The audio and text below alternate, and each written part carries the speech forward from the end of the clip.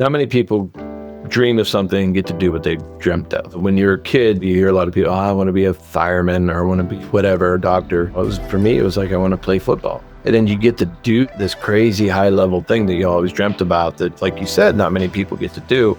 And I did it for a long time. But then I was 38 when it's over. And then it's like, what do you do now? It's not about the last play, it's about the next play.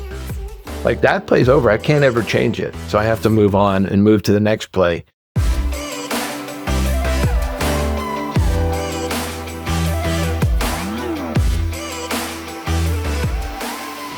Hey there, welcome back to Raj. Another great episode today. I have a special guest who has done something that so few people have done. Not only did he make it to the NFL as a star quarterback, but he was in the league for 15 years, which makes him kind of a unicorn. So that's one of the many reasons I wanted to have him on the show and just shed light on what that was, how we can all perform at a high level under pressure. I want to talk about brain health, which is very important to me, and some other really fun and fascinating things that he's working on to help empower other people and get everybody to really share their message, get raw, get real. So thank you so much to Gus Frerotte, a 15-year NFL quarterback veteran, for being here with us today. Yeah, hi, Kate. How are you doing? I'm good. I'm so happy. You know, when you got on, I don't know if it's just, I don't know, you look like my cousin, or we both grew up fishing and you're passionate about that, or you're in the Midwestern area. I grew up in Cincinnati and you're in Pittsburgh, but you just got on the call today and you feel like family because we have a mutual friend. Oh, so you're from Cincinnati? Did you ever go to Zips Burgers?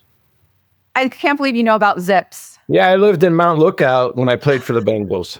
Well, I love that we're starting there. See, this is why I don't like to talk too much before I hit record, because I know you had your sit with the Bengals, my beloved Bengals. And I love that you know about Zips and lived in Mount Lookout, which was my hangout growing up. See? Yes, I love that part, like that. I didn't do, like, the whole football thing didn't work out for me there, but that part of it, my wife has some good friends still there. And there was just so many little great places around Mount Lookout, whether it's a little Irish pub or a great little deli, Zips Burgers. And that's where I got to know about Graders too. Graders ice cream. Did you like Skyline chili as well? I have to be honest, I'm not a fan of Skyline chili. So I didn't care for it that much. Like, it wasn't how I kind of like chili, but everybody loves it. It has their thing. But really it was like, for us, our connection to Cincinnati was Graders, because when we lived there, you couldn't get it anywhere else in the country. So it was our Christmas present to everyone. We'd send them a thing of Graders. And now Graders is nationwide, so that went out the window. Nationwide. So good old Cincinnati. We don't always get the best rep or rap. And the Bengals are, oh man, it's been the agony, the pure agony of being a Bengals fan until very recently with Joe Burrow and company. But thank you. And I'm glad that you had a little bit of a good time while you were there. It is a great place to grow up. It's a charming place. And I think the only people who will stomach Skyline chili are Cincinnati natives. Yeah, no, I've tried it. It's like, okay, some people brag about this pizza place or that, and then everybody has their thing, and it was good. We really enjoyed our time in Cincinnati. Okay, I'm so glad. And you made an appearance on several teams. When you look back on 15 years in the NFL, and especially as a quarterback in a key position, what memory or what headline, I guess, really stands out to you in terms of your experience? For me, it was about resiliency and never taking anything for granted, trying to be humble. I had a lot of stuff happen in my career, good and bad, and I could have really threw in the towel after a couple situations, especially in Washington, why I left there. And I don't know if you looked that up, but everybody knows about what happened to me in Washington. And it's just something that I just loved the game, loved playing it, loved my family. So we moved everywhere together. And it was just an enjoyable experience. To do what I did was very lucky and was blessed. And that's kind of why I got into podcasting when I left, because I left the game and there was this family that I had in the locker room, all these different teams. And then I wanted to leave because it was time, I was old, and I wanted to be with my family. And then when I left that game, you're done. Like, unless you stay coaching, you're kind of just out of it. And I coached high school football a little bit, but wasn't the same. And then I missed that family. Yeah. I missed that part of me. And that's why I started podcasting. I love that. Well, I have a question based on that, but are you talking about the headbutting incident? Yeah. Yeah. I let everybody else bring it up. I know what happened, but everybody loves to talk about it. Like yesterday on, like, I don't know if you know who Zach Gelb is. He does Drive Time Sports Talk Radio. And so I've known him. I've done like his show a bunch of times.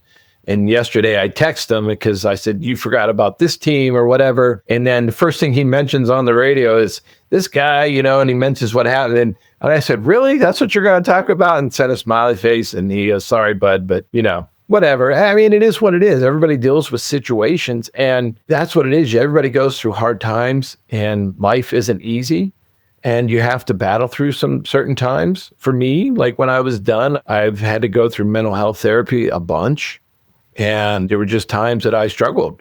And I think a lot of guys do, and you don't know where you're going, where your place is in life. And there were certain times, and my wife being a mental health therapist, she definitely said there's something going on.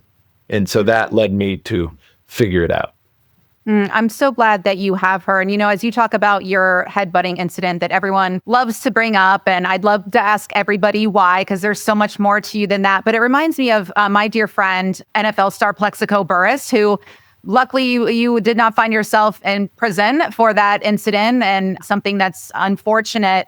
And people talked a lot of when that happened. And the first thing I thought, and of course I defend him because he's so much more than that incident and so much more than a football player as well. But it's just like, have you not made a mistake? And in his case, he was terrified because two of his teammates had just got held up at gunpoint. So he had a gun on him. It was dumb. But, we all make mistakes. And so I appreciate your humor, or even being willing to bring it up, because I think sometimes we can do one thing, or one incident kind of follows us around, and then it takes a toll on our mental health. And you think of all these things that we've done. I just watched this documentary on Hope Solo, the star goalkeeper for U.S. women's national team. And it's like her quote unquote bad behavior has followed her around, where they try to even keep her out of the Hall of Fame. And I'm like, let's let some of these actions or opinions be independent of all the other glorious things that we've done.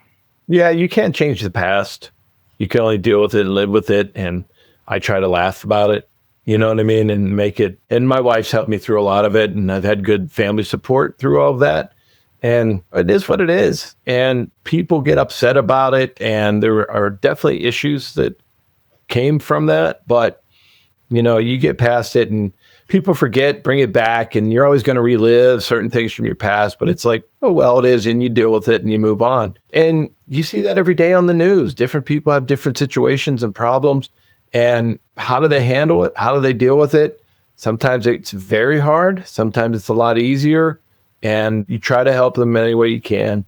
And the only way I can do really is, hey, here's what I went through and here's what helped me. Yeah. What were some of the symptoms that you were experiencing where your wife said, hey, there's something going on here, or you knew that you needed to seek some sort of professional help? Just different things that weren't like me. Getting angry a lot, yelling, just being abnormal than who I really was for so many years. And then sought out help through the NFL, was able to get help through them. I went through six or so months seeing a psychiatrist and different things, and got on some medication that I'm still on, and it really helps me. Thank you for talking about that, because I think there's been some shame or stigma around any of us seeking treatment or therapy. It's gotten better, or being on medication, or even talking about uncomfortable feelings or being out of character. Why is it so important for you to even admit that and to really do something? Well, I mean, it's a masculine thing for most guys, right? I played in the NFL. I had to play through injury. This can't be happening. Well, it's something that we can't see, where usually everybody else around you sees it and notices it. And for you to really take that and accept it and get treatment on it is not easy for a lot of guys, because they feel like I'm tough. It's not a tough thing. It's just a thing that your brain is, something's going on with it. What can I do to correct it? Emotion-wise, feelings, all that stuff that comes up. Because when we're playing a game, it's just a physical, like, I got to learn this. I got to be physical. I got to be smart. And there's not a lot of really emotions. And when you show emotions, like I was always, when I had to talk or something very important to me came up, I'm kind of a crier. That always seemed weak. And so it's like, okay, I got to tamp that down. But in reality, it's just who I am. I'm a crier too. What sign are you? I'm a Leo. Oh, a Leo, a fiery Leo. Okay. I'm a crier too, but I like to say it's because we're in touch with our emotions, and that's a good thing. Do you feel that enough was done to protect you while you were playing? Because I had a friend of mine who was an NFL quarterback who spoke about getting hit really hard and coming out and essentially being forced or saying, okay, I'll stay in the game. And he was seeing stars. And he said, Kate, I don't even remember the entire second half, but was out there actively playing. How do you feel about that? And do you feel like you were either pushed or you took it upon yourself to play when you shouldn't have been playing?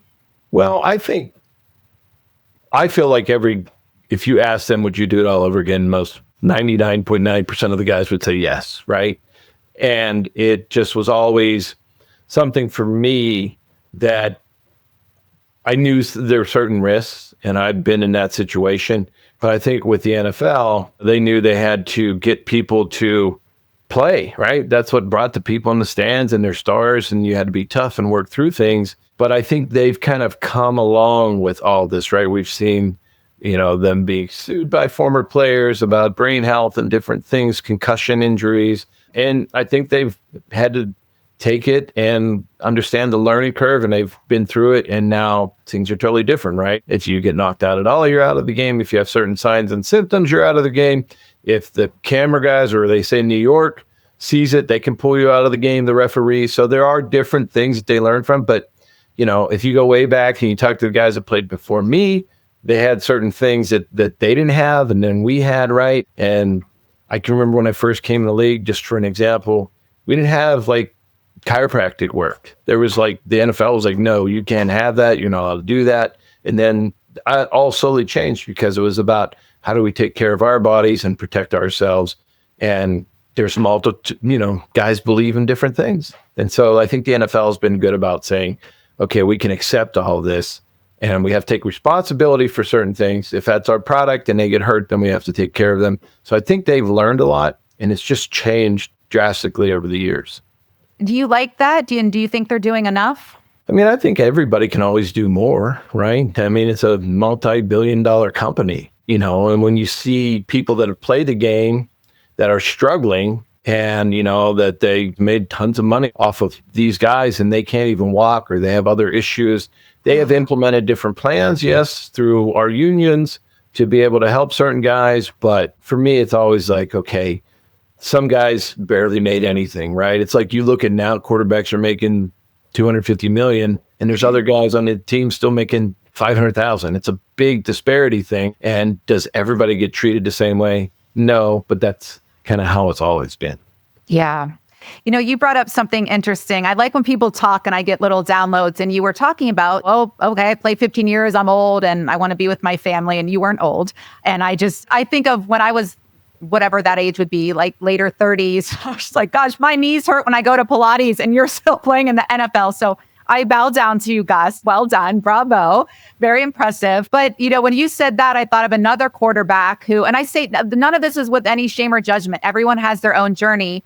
But Tom Brady stepping away, retiring, but then going back, and ultimately led to his divorce, and Giselle being like, I've had enough, and then you really prioritizing family. And I'm not, again, everyone has their own journey, but why was it so important to you? Because you could have, or even been a backup or something, or why was it so important though for you to have that balance? And even when I asked you about what you want to talk about today, what's top of mind, family is top for you. Can you say more about that and those decisions that are really tough on a lot of players? When I met my wife, I knew right away that was the one, right? So we've been together through everything.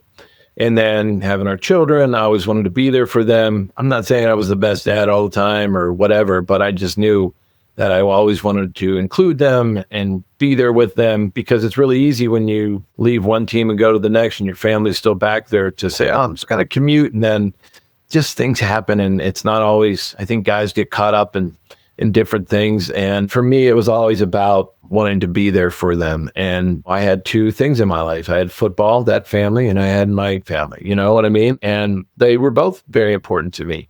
And it's like, how do I deal with both of them? Because I know a lot of guys who've gotten divorced because it was football and partying and doing things. And then they were done, they retired, and then, they had a family and they didn't know them at all. And I never wanted to Ooh. be like that. Ooh. Yeah, I see that a lot. And not just in football, but in a lot of industries and people just prioritizing work and money and material success over everything. And it's something that it saddens me deeply. And I've even been guilty at times of just sacrificing everything for my career. And I don't always think that's best. And especially when you have the spotlight and you're making so much money to even still prioritize your family. And I just even love that your wife is a therapist and does that sort of work. What has that been like with your background, being married to someone who is all about the brain and can help you with your brain health? She's always been great with everyone. It's just something that we've gone together. I'm probably not, I'm social, but I'm not like she's social. Like she can get along with anybody, steps in a room, doesn't matter, right, left, young, old, it doesn't matter. She gets along.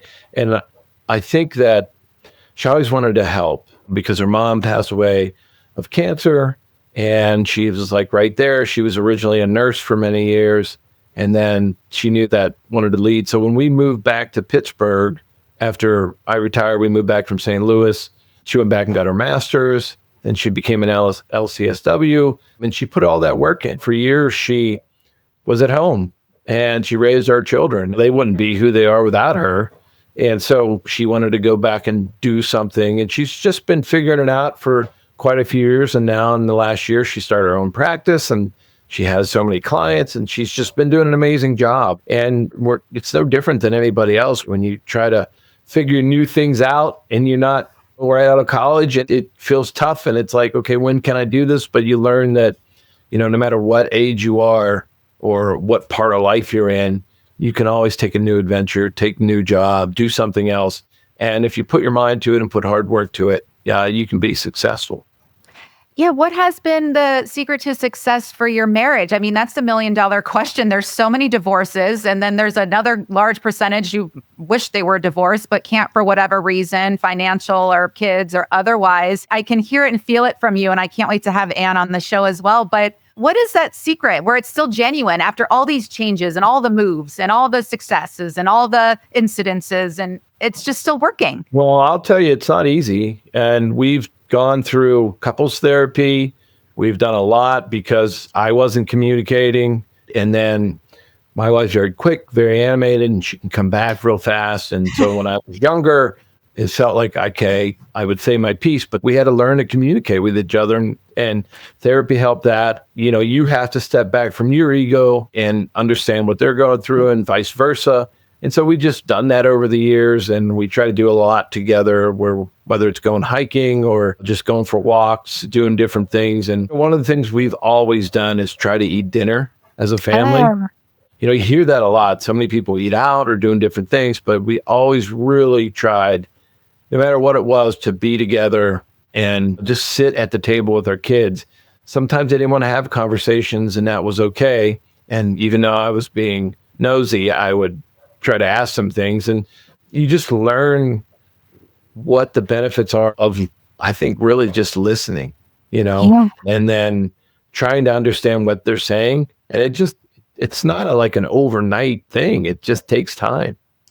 And you have to, it's a want-to. That's a big thing in the NFL. It's a want-to. And you have to want to be with somebody and listen and learn and grow.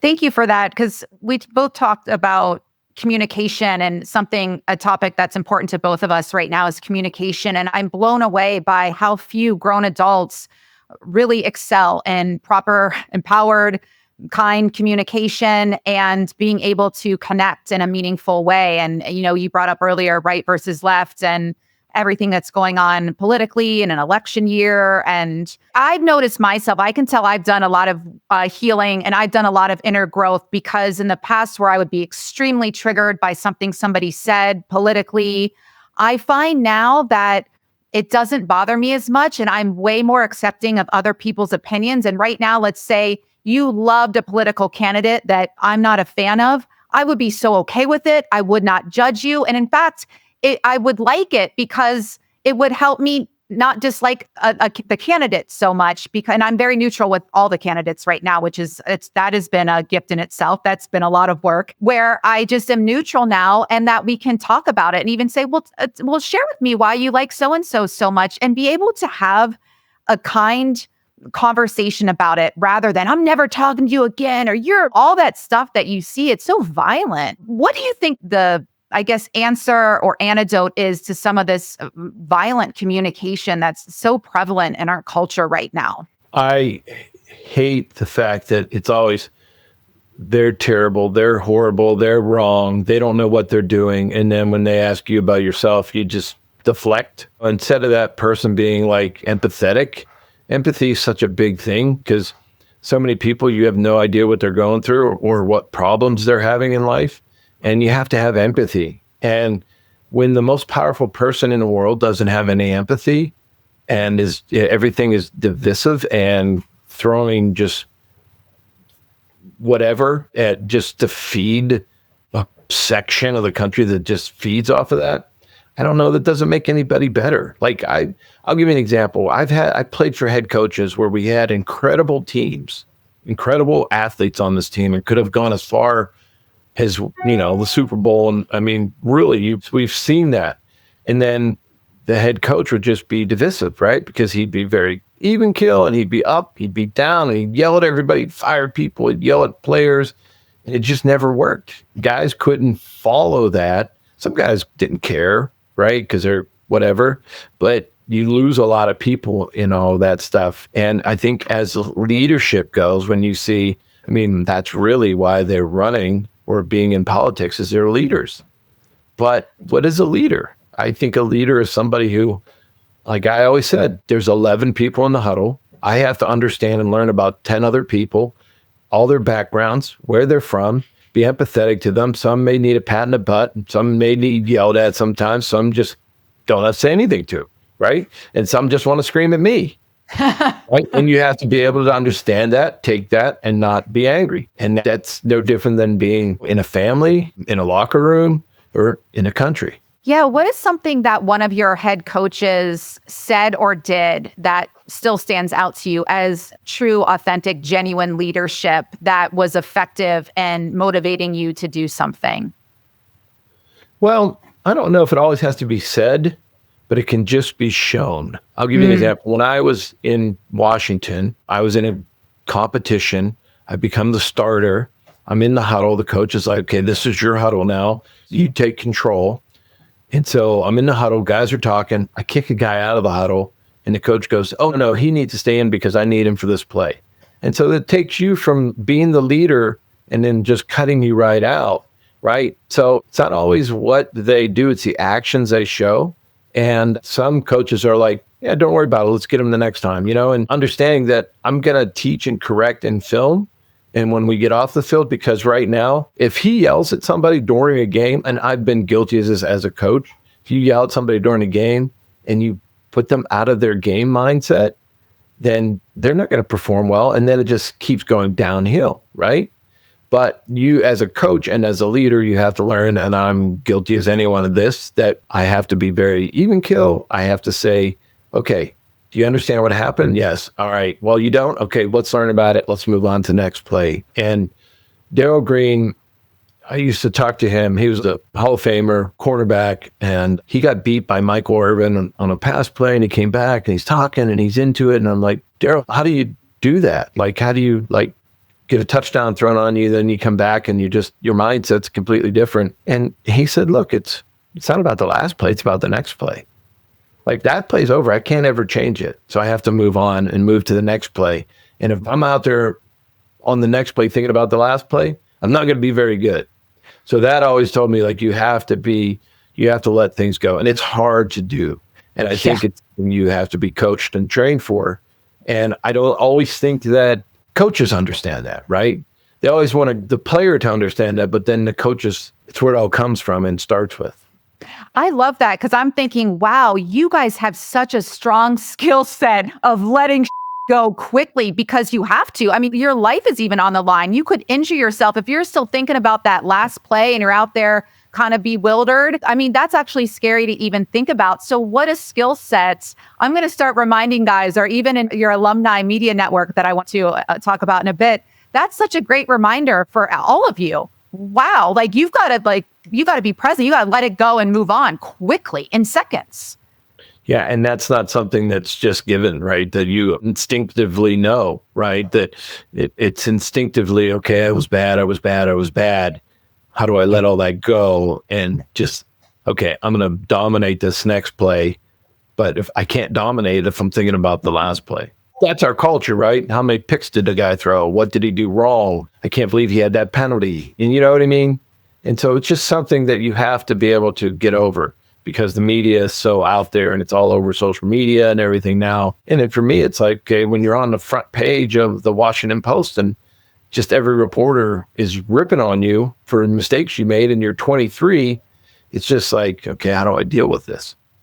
Yeah. And I keep hearing it throughout this conversation that you have a high EQ, emotional intelligence. And we brought up the headbutting incident, but even the growth from that was a moment of like losing your cool for a second. And now where I can hear and feel the wisdom in you and that you're in touch with your emotions, which is so refreshing for me to experience. So thank you.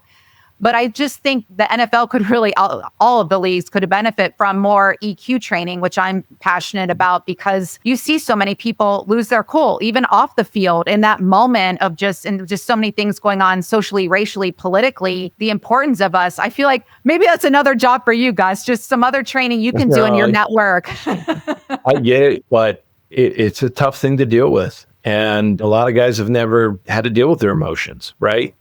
Their emotions were dealt with on a football field and not at home or not in classroom. And they just don't understand it. They just don't get it. And how do you train somebody to do that? I think that's what the NFL has been trying to figure out and coaches have been trying to figure out for a long time.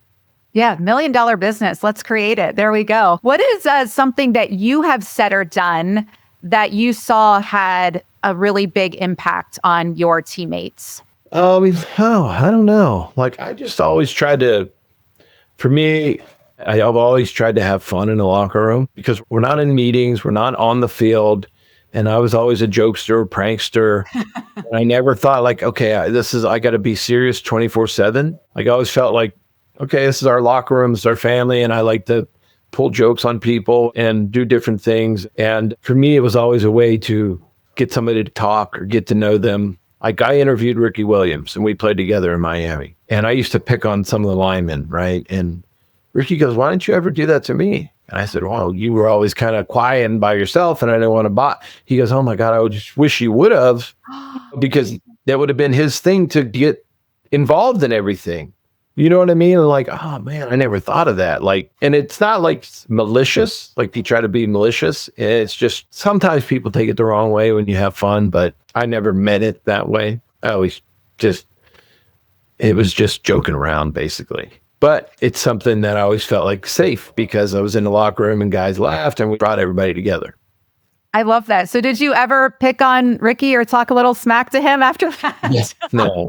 Well, it's just, and I always felt like there were certain guys you could do it to that could handle it, and certain guys you don't want to do it to because they don't take it the right way. Yeah, you're good at reading the room. Again, the emotional intelligence, you got it. I'm here for it. So talk to us a little bit about this. I want to make sure I say it right. The Alumni Media Network, and why you created it and why you're loving it. So if anybody can go to alumnimedia.com to check it out. And we've had several different shows and channels over the years. And what we're really trying to do, we started this kind of after the pandemic, and we wanted to work with people that had no idea how to create content or podcast or video podcast and do all those kind of things. But we knew, just like myself, most people who've played a sport have incredible stories, whether it's locker room or family or whatever, just like today. And they didn't know how to tell them, right? Or kind of start a show, or hey, I've always wanted to do that. How do I do that, right? So we started this to really just support alumni in their efforts to share their content, tell their stories. And, and it's been also, I've never built a network before. So how do I do that? And there's been learning curves, and then everything else that comes with it, sponsorship, advertising, And I want to get like all of our people that are part of this money and paid because they deserve that. But it's like, okay, you're just in this flux of like, okay, we're starting and we're building and then we got to go back and down. It's no different than any other part of life and growing a small business. But for me, I enjoy it. It may not be successful. It may be super successful in the coming years. But for me, it connects me to a bunch of people that did what I did. And we can have safe, incredible conversations because it's just different when you talk to somebody who's been through what you've been through. Absolutely. And I think there's so much power in sharing our stories and telling the truth and being able to talk about like joking in the locker room or talking smack to each other and having a good laugh or remember that thing on and off the field. But also just, hey, man, I'm struggling. And I see a lot of professional athletes struggle in that transition where you're out there in public, everybody loves you, you're making all the money, everything's great, and you're young, you got your health. And then it's a lot of people, if you don't go into broadcasting or you don't have some other huge passion or you didn't study something in particular in college that you want to go into after that, a lot of folks can feel a bit lost. How were you able to manage that time and then help others navigate uncertain waters? Where you've lost all your money, right? Like there's a lot of things that can hamper guys. So for me, it was like, I had no clue what I wanted to do. I knew I liked football, so I coached for a little while. My kids went to a school in St. Louis called John Burroughs. So I was a head coach there for a while. And then we moved back to Pittsburgh and kind of assisted at a school, but it just kind of fell out of love with the coaching side of it. And I tried for a few years to get back into the NFL to be a coach, and it just didn't work out for me. And then, okay, I need to figure something out. So I met another gentleman, and you were talking about brain health. They created an application called the Roberto app, named after Roberto Clemente, partnered with their family. The app is just a basic way to measure and monitor your brain performance by simple games that have been out there for years. And they've partnered with other companies. It's just an application inside a bunch of other ones, but let's say you own a company, you have 100 people that work for you. You can't go through and ask everyone every day how they're doing, how they're feeling. So the Roberto app has been put into these things where you can come into work. Are you feeling okay today? Yes, feel fine. Okay, done. Oh, no, I'm not feeling great. Okay, what's wrong? I just feel foggy, not clear. You can play the Roberto app, so your brain performance, it's baseline basically for you. So when I was with them, they were starting out, and I was trying to figure out what verticals they went. I didn't know how to make a spreadsheet. I didn't know how to create a deck. I didn't know any of that. So all that business side of it, I had to learn.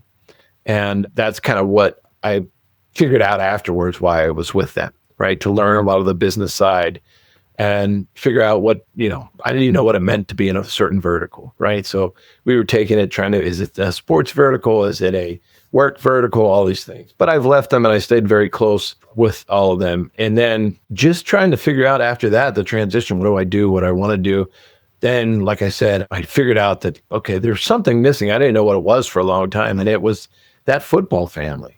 Not like necessarily coaching football, but those people I would spend 25 years with through all different teams and everything. So that's when I started podcasting and getting interviews. And I didn't interview everybody, I'd interview an author or different things, just like you do.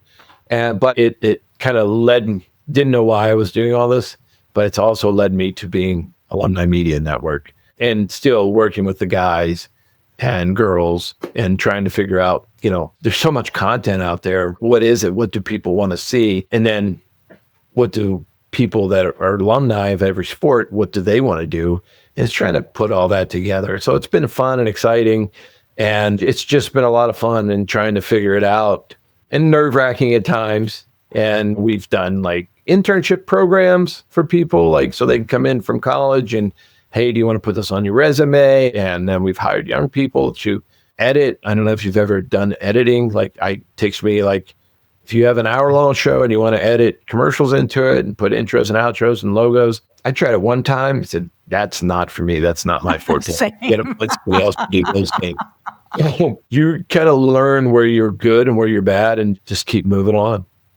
Yeah, absolutely. It's very quarterback of you to huddle everybody together and really lead and guide them and inspire them and maybe give them a few plays for inspiration and things like that. So I think it's so helpful that we stick together. And again, I was telling you top of mind for me, what's on my heart right now is all of us being able to connect, because the world has seemed to have lost its mind. So we really need to lean on each other. And I think too, that notion of, oh yeah, so-and-so, I'm sure they're fine, or they look great on social media, but reaching out to them because maybe they're not doing fine. And maybe you reaching out to them turns things around for them. And I love that you're having these conversations, and you're right. We all have that wisdom in us, and we all have something to share. And we think maybe like, well, I'm not a celebrity, or I'm not this, so who cares? But I think of my favorite Oprah show episodes, and it was always some woman from Nebraska with this extraordinary story that stuck with me way more than what Tom Cruise was doing. And I love Tom Cruise, but I hope anyone who's listening to this just knows that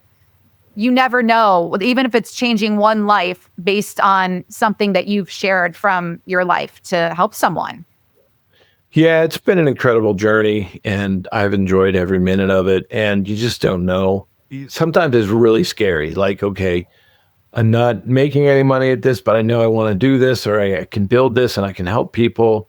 You might fail. You might not be successful at it, but then you kind of figure out something else. I do other things too. Like I was telling you earlier, I have a good friend of mine. He has a business. He remodels homes and kitchens, bathrooms. And then when he needs extra help, I go help him, and I get to work with my hands, and it's not like anything else I do. And then it also it gets me away from monotony of certain things if I'm just home all the time. So I really enjoy that. And then, like I was telling you, I think there's just other things, like I'll golf with my sons. I'll collect cards with them, which we've done. I did that with my dad, and they really never wanted to do it until the pandemic hit. Right. And then I got all my cards out, all these collection, and then we went through it together, and they love it now. So I just enjoy doing that with them. And then my wife and I hike. My she's a veterinarian. And so, animals have always been close, big passionate for us. So it's just so many great things in life. And the thing about it is the rhetoric is that's what gets me down. It should always be picking people up and never just cutting them off at the knees. Yeah. And your kids love the cards, not because of the cards, but because of you. And that's their time to connect with dad in an authentic way, and hiking with your wife. Both of those things are free or virtually free. And just having that time to truly connect. Everyone's on their devices so much and watching all the things. And when we just do something simple. That's what I'm saying. These are never going away, right? We're never going back, right? Technology, information, it's only going to get more and more. We're never going back to a TV that I had to walk up and only had 3 channels on, right? Or a phone that I had to dial to call somebody. It's never going back. We're never going back there. So when people want to relive that time, that's okay. Like, enjoy what you did when we were kids. Your parents would go, I walk both ways to school. Oh, okay. You know what I mean? Like, it just, things change, and it doesn't make it bad or good. You just accept it and move on. It's like, I always tell my mom, this is how technology is. You have to get used to it. You have to learn how to use a different controller. You have to learn how to use an Android phone if that's what you like. And learn how to, well, I don't know what that means. I'm like, that's what's great about it. You can Google it and ask. Or I'm sure you'll connect with her and help her. I can do a little activity for you guys. I know the parents ask the funniest questions about technology, and now I feel like we all defer to the 10-year-old in the family who knows more about the phone than any of us. They know how to do anything, believe me. My nephew was 10 showing me how to do Apple Pay, and I was like, okay, I felt very old. I was talking with a friend one time. He was still playing, and he was driving from Miami back to Tampa where his family was. And my wife and I are talking to him, and we're like, wait, you're driving?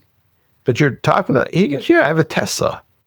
It's self-driving. And I'm like, what? You know what I mean? This was like several years ago. And it was just, it was hard to fathom that.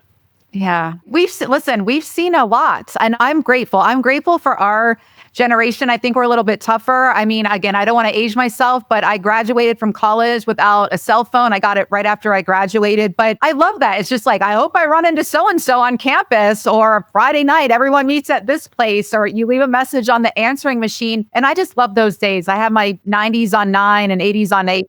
I think there's that aspect of life that you can still go, like fly fishing for me is like that. It's never going to change.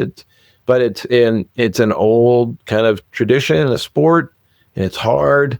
And I think that's why people connect with it, right? Because you're out in nature and it's going back, like it's something I can't get through a phone, right? There's certain things that you can't do through that. But then there are other things like, God, I would imagine if I had this when I was a kid, Yeah. and so there's give and take. And I don't think you can get angry at it, and which people want to do. And it's just, you have to learn and move on.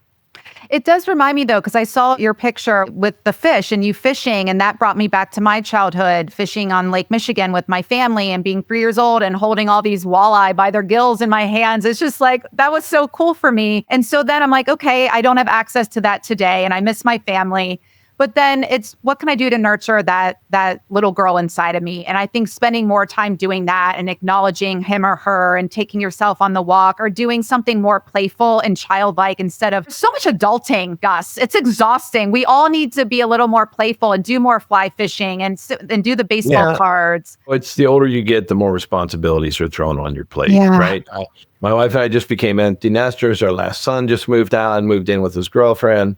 And now he's going to figure out all these new responsibilities that mom and dad have been taking care of for years, right? And no fault. I'm not mad at him or anything, but it's just he's got a learning curve. And the more you do, and the more you have, the more responsibilities that are thrown at you. And you have to be able to understand how to figure those out. And I think when I was talking earlier about my mental health, I wasn't handling those responsibilities well. I wasn't, like, things were making me angry. It wasn't necessarily my family, but just different things. And you have to learn how to get it out and express it. And that helps in so many ways. I love that. When you look back on all of these experiences and this really incredible life that you've had and being able to do something that 0.00001% of the population gets to do, especially for as long as you did it, what have you really learned about yourself that makes you proud? Well, I was really lucky. Not many people dream of something and get to do what they dreamt of. When you're a kid, you hear a lot of people, I want to be a fireman or I want to be whatever, a doctor. For me, it was like, I want to play football. I want to be like a professional athlete.